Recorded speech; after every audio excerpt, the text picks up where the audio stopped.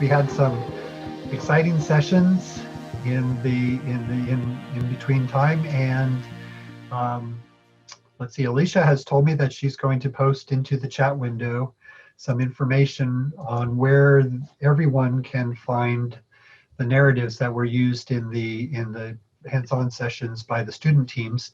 So everyone who wants to go through those same narratives that the student teams went through will have access to that. So watch the chat for that information on where to find those. And so this afternoon we have another presentation, and then we'll have another short hands-on session that'll be private. So we'll be off of this Zoom for a little while, and then we'll be back again for our final session. And so we have some exciting things planned for you this afternoon.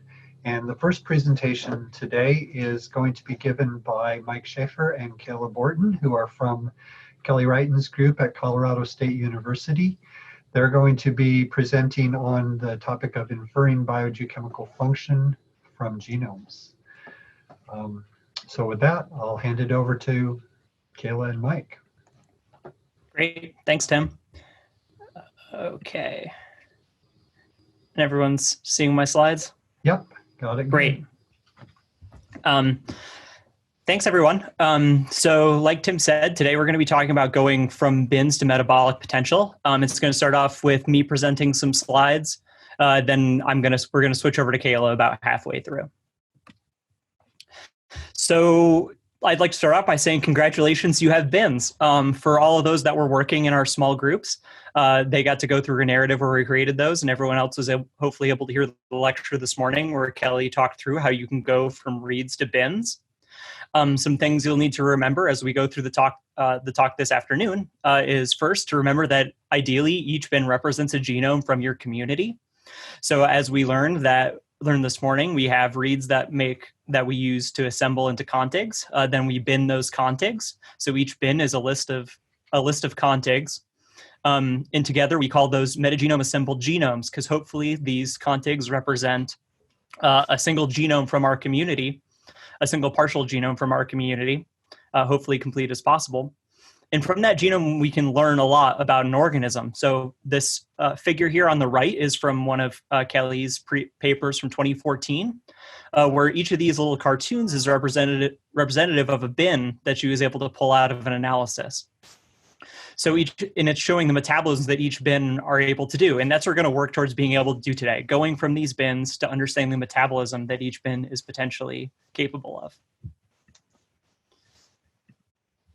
So our goals for the afternoon, first is to do a quality control check to ask, are our bins high quality? As Kelly briefly mentioned this morning, we need to be able to understand how good our bins are, and should we be able to trust them? Is this really representing a biological unit within our community? Then we want to be able to assign taxonomy. So this is asking, what is this organism? So what taxonomic group is it from, and what can this tell us about the organism? Then we're going to want to annotate with function. That's asking, what can this organism do? What functions are it capable of doing, and how will this impact the community? Which leads us to question 4, which is our topic 4, which is using the functional annotation to understand potential metabolism. So how does organism act as a member of a larger community? So this is just going to introduce a little cartoon that I'm going to be using for the next few slides, and answering the question of what is a genome. So hopefully we remember that a genome is the sequence of DNA in an organism. So in our example here, you can see that we have a bacterial cell as represented by the blue box. And in that we have a darker blue circle, which has some bars on it. So that circle represents our circular bacterial genome, a genome that really exists in the biological sample that we took. And on that genome, there's a bunch of different bars of different colors. And those bars represent genes that are present in the genome. So for example, here, our little genome would have 7 different genes. So first, we're going to talk about quality assessment. So how can we assess that the bins or mags that we're able to pull out from our sample are of high quality and represent a real biological unit? So we know that bins are partially complete genomes. And so you can see our circular genome up here on the right again, and that there's all these different colors on it. But with this blue bar, there's only one of those. So that's a single copy number gene. And for example, we could have this bin. So say this is the bin that we're actually able to make by assembling our reads into contigs and then binning our contigs into a bin or mag. And you can see here that this is somewhat representative of the genome that was really there in the community. For example, you can see that there's this, in this bottom bar, there's this pattern of orange, yellow, orange. So that might be this section on the upper left part of our genome. And then we have this other section with green, yellow, blue. That might be this section of our genome. And so what we want to know is this bin that we made, how representative of this, or do we think this is a real thing in our community? And to do this, we want to be able to measure two different things. First is completeness. So that's measuring how complete is this genome. Of the genomic content of this organism, how much are we actually representing with this bin? And then second is contamination. Contamination is asking, are there parts of other genomes that are present in this bin? So how purely is this bin representing only one organism? And both of these are measured by looking for single copy number genes, like that blue gene present here on our real genome. What are single copy number genes? Well, it's in the name. It's genes that only occur once within a genome. And as we can see in this figure here, where our x-axis is genome size, so as we move along to the right, genomes are getting larger and larger, and the y-axis is the number of genes in a category. And if we look at, for example, the purple category, which is transcription, we can see that as our genomes get larger, we see more genes that are involved in transcription. But if we look at the red genes, which is a selected group of 35 marker genes, no matter how big the genomes get, we still have the same number of marker genes. This means that these seem to be present in the genes that make up that group of 35 seem to be only present once in each of these genomes, no matter how big they are. That means that we can look for these marker genes and use that as a measure of how complete our genomes are. So we can use these single copy number genes to understand completeness and contamination. So if we look at our example bin 1 here in the upper right, we can see that this bin is somewhat incomplete because it's missing the blue single copy number gene. We know that if this bin was 100% complete, it would include the blue gene, but it doesn't, so therefore it's incomplete. Then we can also look at our bin 2, example here in the bottom right. In this bin, we see that there are 2 copies of the blue gene. This means this bin is contaminated. We know based on that plot from the previous slide that each genome should only have 1 copy of the blue gene, and therefore this genome is contaminated. To assess quality or completeness and contamination, we use a tool called CheckM. CheckM is available in Kbase, and it's what we used in the narratives that the groups went through today, and everyone will be able to see soon. And CheckM is more advanced than just looking for that simple set of 35 universal marker genes. It looks for marker genes that are specific to clades.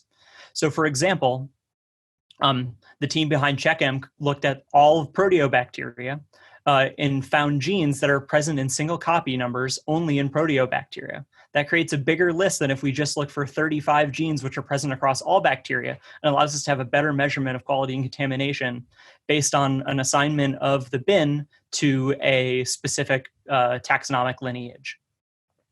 So CheckM does that identification of the lineage and then looks for single copy number genes that are specific. And then with that, it reports the completeness and contamination. And on the right here is an output of what CheckM looks like when you run CheckM in Kbase. If you look at the bin 79, the top of those 2 bars, you see that there's a lot of little lines on there. That means there's a large number of marker genes that are associated with the lineage that bin 79 has been assigned to. And the fact that almost all of them are green means this bin is very complete. And the fact that there's not much red means there's little contamination. Whereas if we look at bin 2, we can see that there's a smaller number of bars, which means there's a smaller number of marker genes associated with that lineage. And that a lot of the bars are red, which means there's a very high amount of contamination. So if we were doing our analysis, we might want to move forward with bin 79, but not move forward with bin 2. But then how do we decide which bins move forward? How do we determine what is a good quality genome? So luckily there's a group which developed guidelines for this, which called the minimum information about metagenome assembled genome, or MEMAG. And they defined criteria for what it means to be a high quality, medium quality, or low quality genome. We consider a high quality genome to be one where the completeness is greater than 90%. So it's to the right of 90 on the x-axis. And the contamination to be less than 5%. So above 5, which in case 0 is at the top of the y-axis in this plot, means that it's low contamination, below 5%. And so therefore it's only the bins, which are represented by dots, which are in the upper right-hand corner with the green background of this plot, that are high quality. As well, we also define that medium quality as greater than 50%, so to the right of 50% on the x-axis, and less than 10% or above 10 on the y-axis. And so everything in yellow will be our medium quality genomes. And generally, when we're doing a MAG-based analysis, we will use all medium and high quality genomes when going into further analysis and trying to understand the metabolisms that each bin is capable of. Next, we want to assign taxonomy. So now that we have our bins, we know that they're good quality. We think they represent only a single organism. We want to know what taxonomy these bins represent. So this is asking the question of who is there, what actual taxonomic units are present in our genome database. So we do that by identifying the genes that are present in each genome and then comparing that to a database of genomes that have known taxonomy. For example, many of you probably know about the NCBI Genomes database that has a set of genomes and taxonomy assigned with each of them. So we could compare our genomes to that database and say, if the genes in our MAG are very similar to the genes of a genome in that database, then they are likely the same taxa. To do this in KBase, we use a tool called GTDBTK, which stands for Genome Taxonomy Database Toolkit, which will assign taxonomy based on genome sequences, especially from MAGs. GTDBTK will compare your bins to a massive database, which is GTDB, which contains around 25,000 different genomes from bacteria and archaea, including from other MAGs, and assign taxonomy based on that comparison. And an important thing that GTDBTK does is that it will assign partial taxa strings, so it won't give you your full taxonomy down to the species level when no very close relatives are found. For example, you can look at the 3 trees that are included at the bottom here. In tree A, you can see that there's the phylum Proteobacteria and the phylum Actinobacteria, which are clustering together within this branch. But outside of that group is our query sequence. So that's going to be our MAG of interest. And because it's clustering away from all the other known phyla, we'd say this is a novel phylum and only assign the domain bacteria to this organism. With example B, we see that our query is clustering within other classes within the phylum Actinobacteria. So that would allow us to say this allow us to assign the domain bacteria and phylum Actinobacteria, but we would say it's a novel class. And finally, in example C, we see that our query is clustering with Escherichia, but away from Citrobacter. And therefore, this is a novel species within the Escherichia genus. So now we have bins, which we are sure are of good quality, and also that have been assigned taxonomy. But what we really want to do is build those genome cartoons, as we showed in the initial slide. We want to be able to understand the metabolism that each genome is capable of. So we can do this with a tool that we've developed within the Wrighton Lab called DRAM, which stands for Distilled and Refined Annotations of Metabolism. DRAM can be broken up into 2 steps, which are each further broken up into 2 steps. The first part of DRAM is called annotation. This is a similar pipeline to what most other annotators use, such as Proca or MetaErg.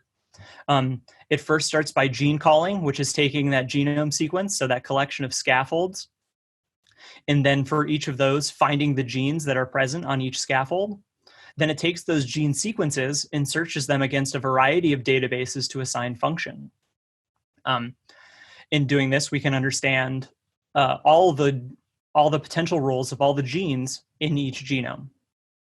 But what really makes DRAM special and separates it from other annotation tools is the distillation process.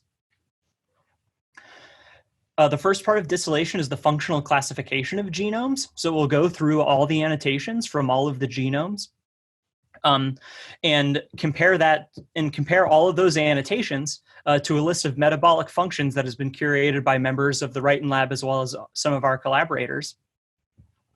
And so if we see a function or set of functions present, we'll say that this genome is capable of this set of functions. And then we can further distill those functional annotations to profile substrate utilization. And Kayla will go into this more detail later. So that first step is calling genes using protocol. Pretty easy process. We take our scaffold, so say this green bar is one scaffold from our bin, then we'll predict genes. So we'll draw all these little shapes on it that represent all the genes that are present on this scaffold. And protocol will give us that list of genes, their location on the scaffold, as well as their sequences in terms of nucleotides, as well as the predicted amino acid sequence. Then we'll take each of those amino acid sequences from each gene and search those across a variety of databases. DRAM does two different types of searches. The first type is a blast style search. So this is a direct sequence comparison of the amino acid sequence of your gene to the amino acid sequence of genes in databases. If you provide the KEGG genes database, we can't give it to you because it's you need to pay a subscription. But if you do subscribe to KEGG, we can compare to KEGG genes. You can also compare to UNIREF 90 if desired. This takes a very long time and a lot of memory if you're running it on your own. So we often recommend that people don't annotate against UNIREF 90. But if you have a sample that's relatively uncharacterized and you need to be able to get all possible annotations, the UNIREF 90 annotations can be very useful. We also compare to the MUROPS database. The MUROPS database is a database of peptidases. So this will tell you the ability of the genes in your genome to break down proteins and amino acids. Finally, you can search against your own custom database. You can give DRAM your database that is built. Your database that is you built yourself, and DRAM will search against that with a blast style search and return the best annotations from that. DRAM will also do HMM profile searches, so hidden Markov model profile searches against KOFAM if you don't provide KEGG genes, so you can still get KEGG orthology annotations. PFAM, it will search the DBCAN2 database, which is a database of HMMs that represent the genes that are in Casey, which Kayla will explain more in the coming slides. And finally, against VogDB, VogDB gives you information about the viruses that are present. So if there's viral genes present in your contigs or in your bins, this will be very helpful. So the raw level of DRAM contains all annotations for all genes in the database. This is just an example of what this table looks like. I don't expect you to be able to read this and really get anything out of it. It's just showing that we give you this big tab-separated file, which you can go through and gives you all the possible information you could want about all the genes in your genomes. Then the next level of summarization is the distillate. So the distillate is taking those raw annotations and summarizing them by function and telling you how many copies of genes with that function are present in your genomes. This tree here on the right gives you an idea of all the different categories that the DRAM distillate covers. So there's a very wide variety here, and we're always looking to work with collaborators to expand this to include more metabolisms that are potentially interesting to the wider community. And then the DRAM product is an interactive heat map of key metabolic functions by genome. You'll be able to use this in Kbase and be able to go through each genome and understand the functions that each gene is capable of. And again, Kayla is going to further explain this in the coming slides. And so now I'll hand it over to her. Okay, I'm going to share my screen, which is this. Share. Okay, and then can you see my slides or can you see the notes?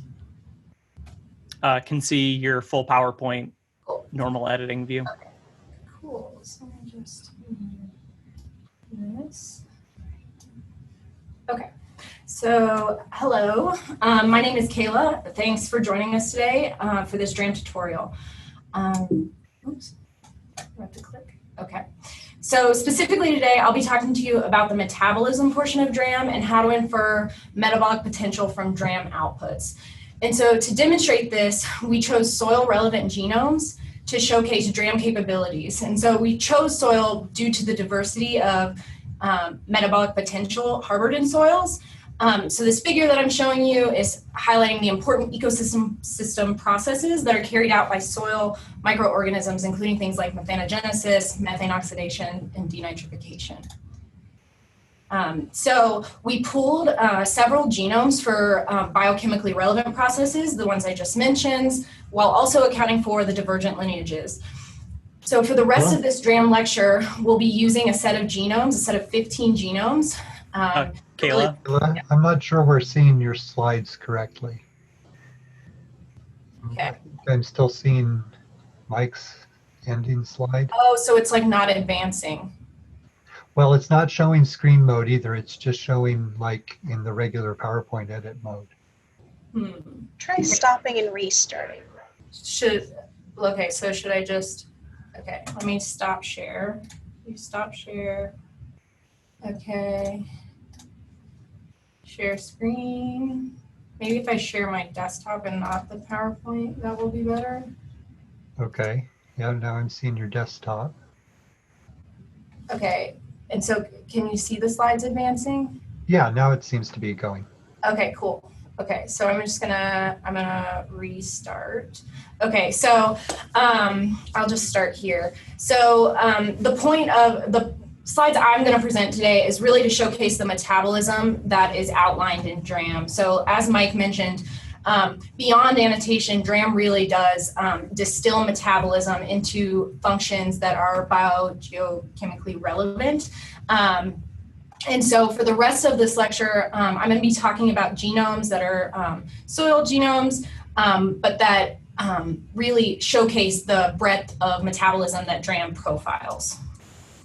Okay, so we'll start with 15 genomes from isolates and metagenomes, and we ran them through the DRAM annotation to obtain annotations for each gene within each genome from the 6 different databases that DRAM profiles. From there, we ran the distillation step, and so I would like to note here that DRAM outputs a large number of files, and all of them are linked. So you can start with the raw and wheel your way all the way down to the product and really get down to the gene level, whereas the raw really gives you all the annotations for every gene. And so we're going to start today with the product because this provides you with the most succinct level of metabolic summary of your genomes or mags. And then the distillate is one level up, and then the raw. Okay, so today we're going to start with the product. Okay.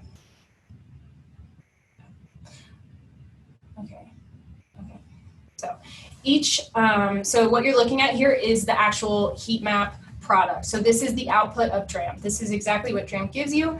And so each part, you can see that the product is 3 different sections. So there's a pathway completion, a subunit completion, and then a presence absence portion. And so each part of this heat map gives different estimations on completion of certain pathways. So for pathway completion, this considers alternate genes and for the pathways. So what you're looking at here is glycolysis. And so you can see that there, each little circle here represents a different KO or EC number, so a different annotation for this particular function from glucose to glucose 6P. And so DRAM really calculates DRAM calculates all routes and then reports the coverage for the path with the largest completion number. So here I'm showing you 2 different routes. One is 100% complete and one is 89% complete. Both are considering the alternate routes. The subunit completion, so this is really focused on the electron transport chain. So DRAM considers the number of subunits required for a given complex and then reports the completion for the subunits. So here I'm showing you NADHD hydrogenase, and so what you can see is that for one genome, this NADHD hydrogenase is 100% complete, so it has all of the subunits for this enzyme, and then for another genome, it is not complete, and it in fact only has 3 subunits. This becomes really important because having specific subunits annotated as NADH dehydrogenase could be indicative that this is in fact not an NADH dehydrogenase, but a trimeric hydrogenase. Okay. For the presence-absence of specific functions, some require the presence of a single gene, while others require one or more annotations from sets of genes to be present. So, for example, if we look at methanogenesis, we're requiring an MCRA here.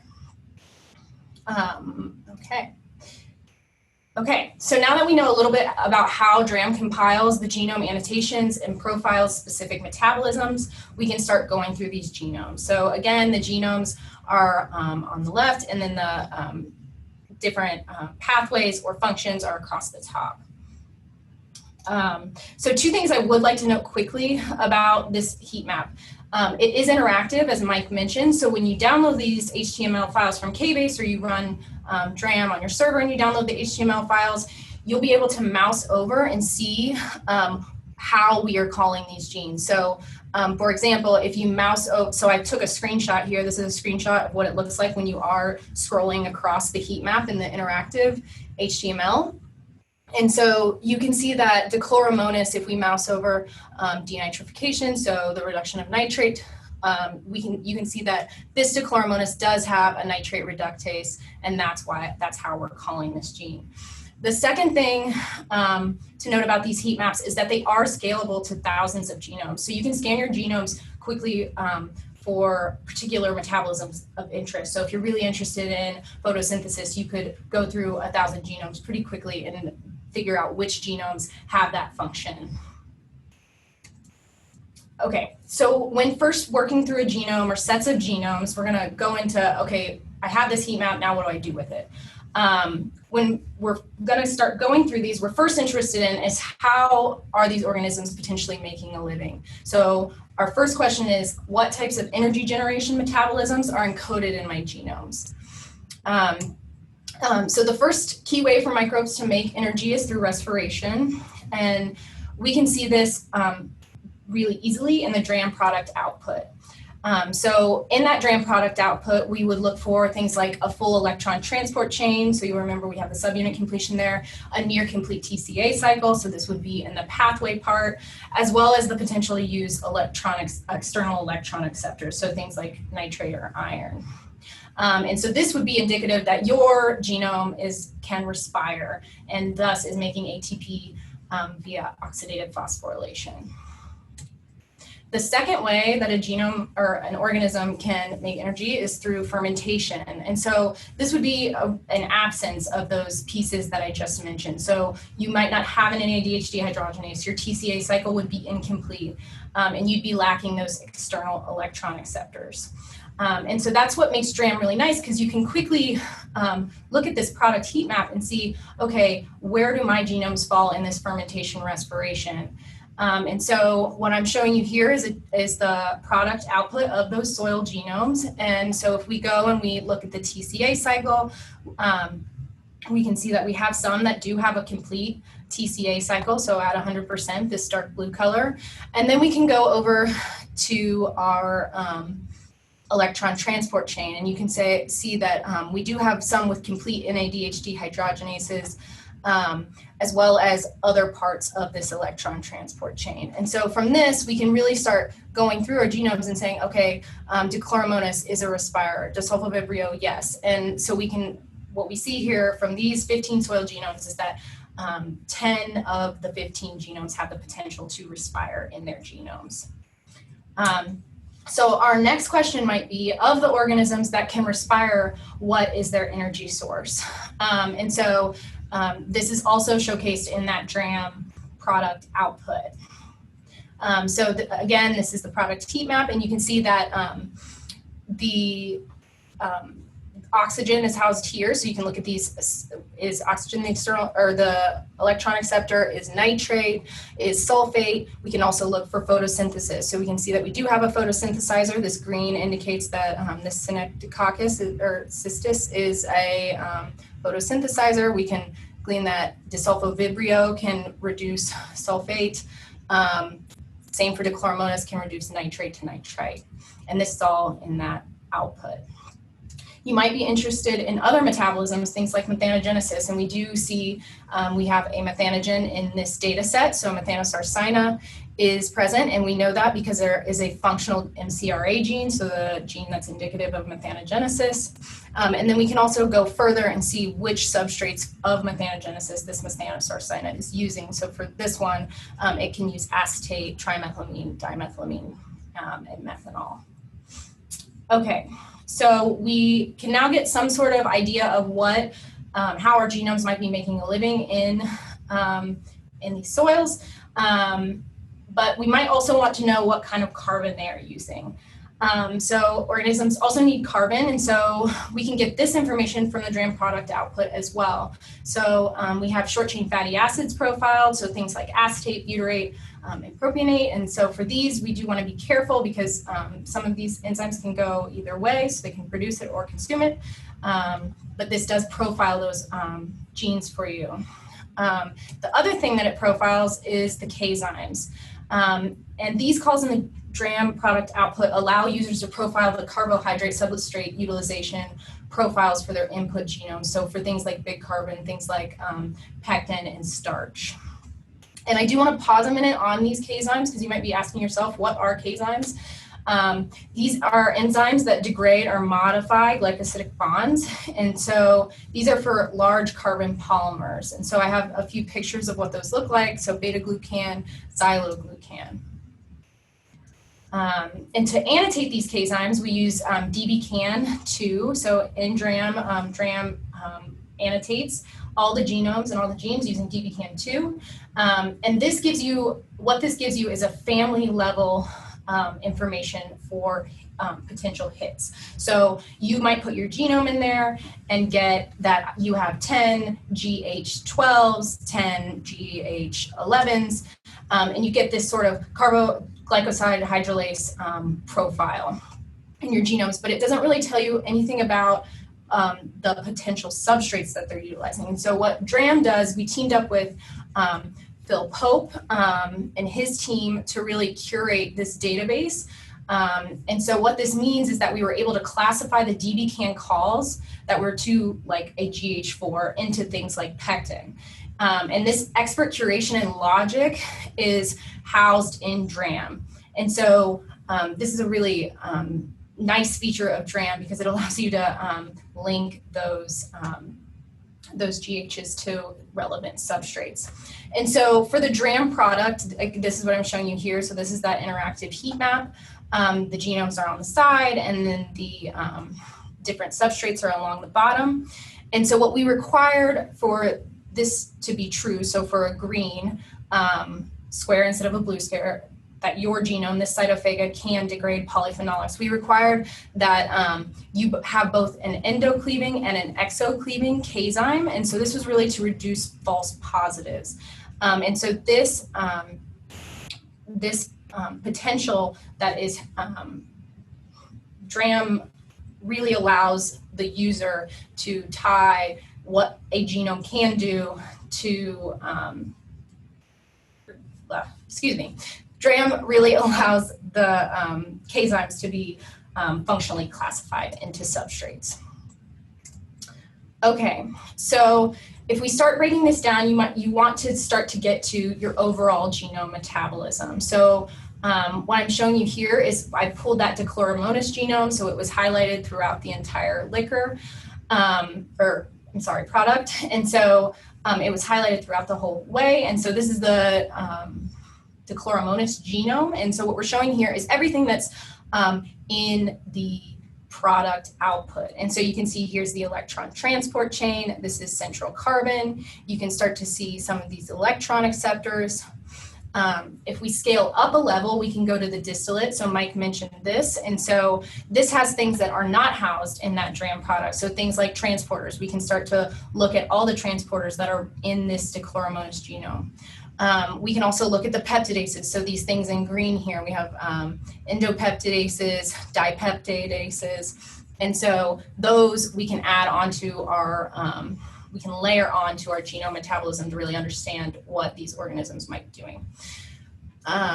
And then the last thing is we can scale up even further and go into the entire genome and see what every gene does in that genome and start to really overlay other things that might not be profiled in the distillate. And all this information is available in all of the outputs. And so this is things like multi-heme C-type cytochrome. So DRAM does, it counts the number of hemes in every gene or hemotypes.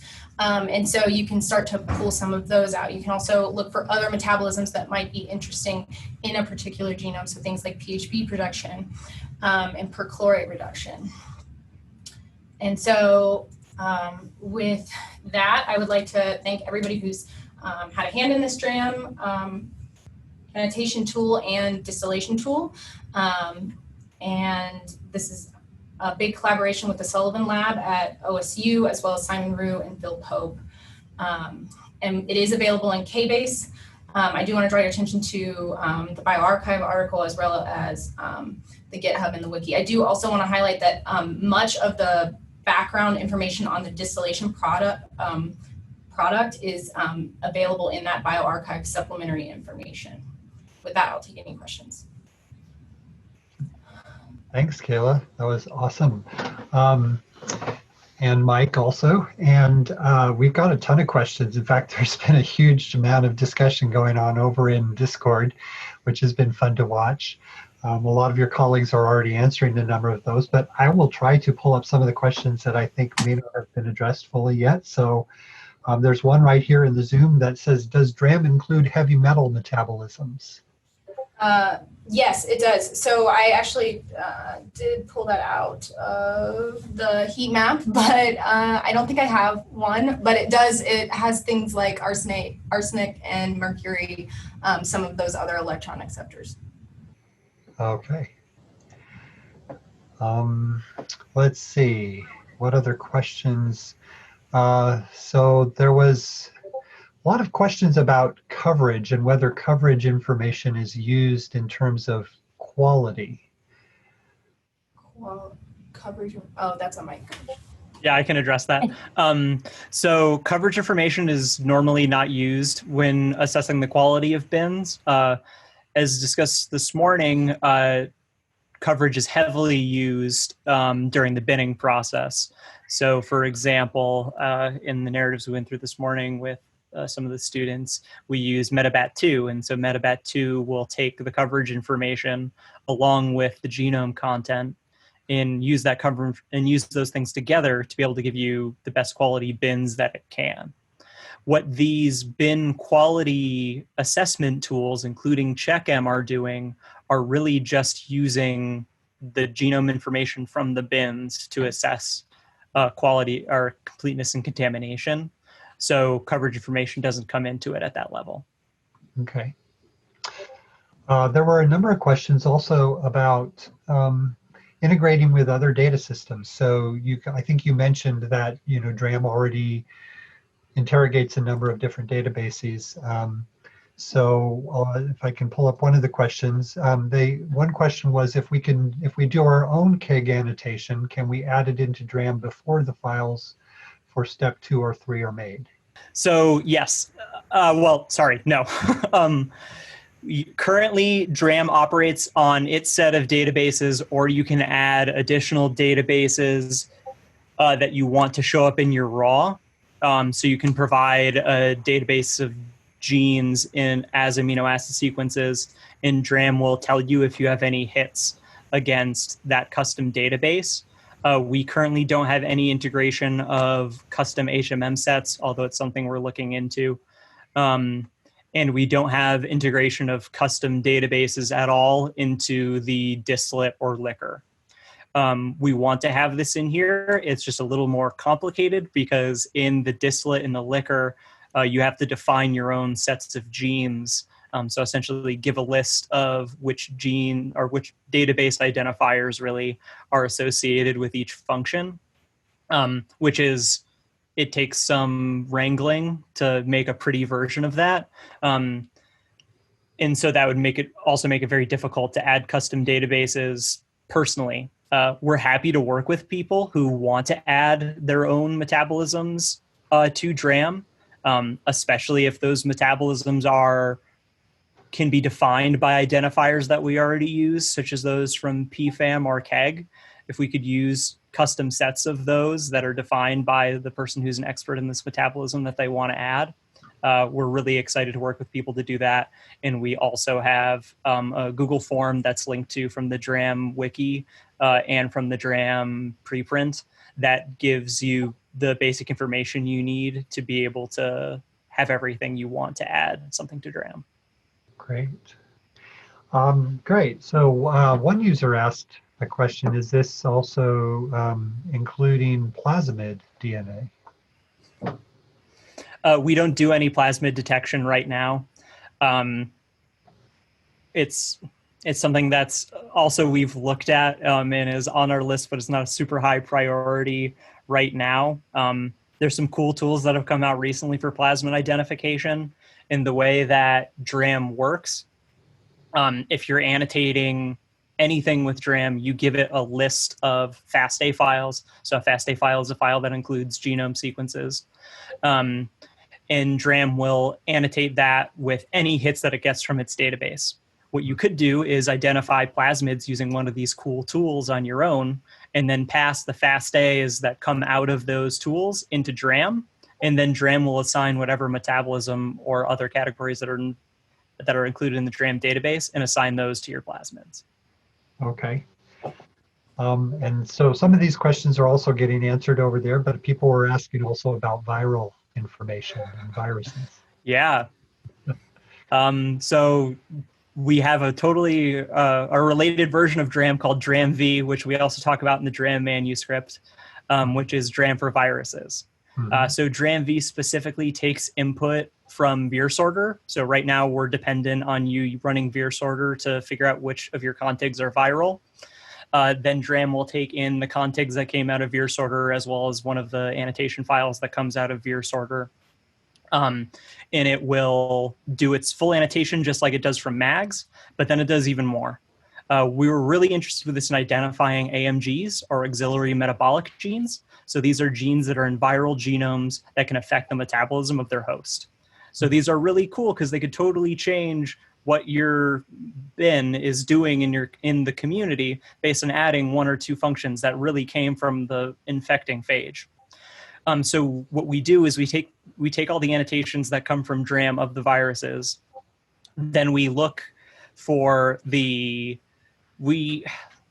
first assign how confident we are that that gene is viral, because even with tools like VirSorter, viruses have messy ends, especially if they're prophages. So we want to be sure that we're telling you a gene is really viral.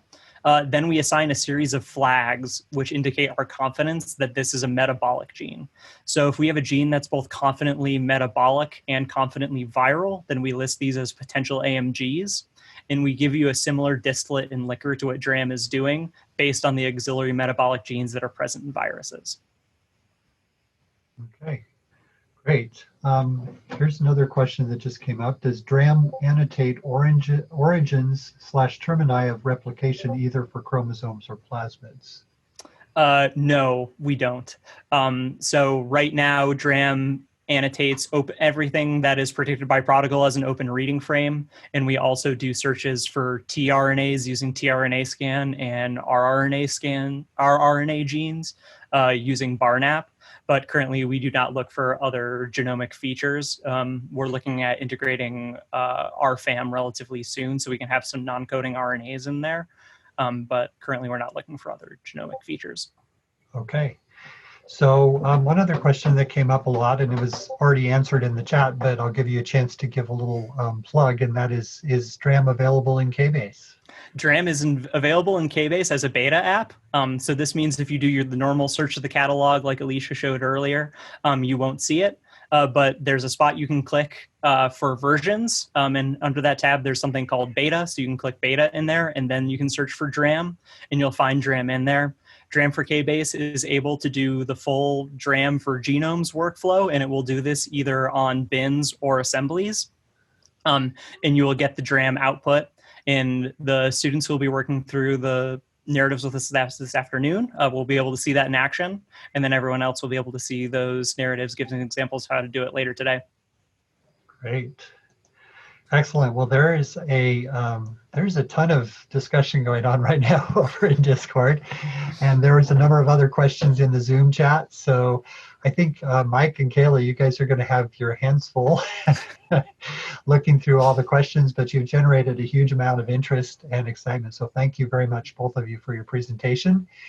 And we're getting to the point now where we're about ready to go back into our hands-on sessions with the students. And so those who are online for the public session will be coming back at 3:50 Pacific time. That would be about, let's see, that would be about 2 hours and 20 minutes from right now.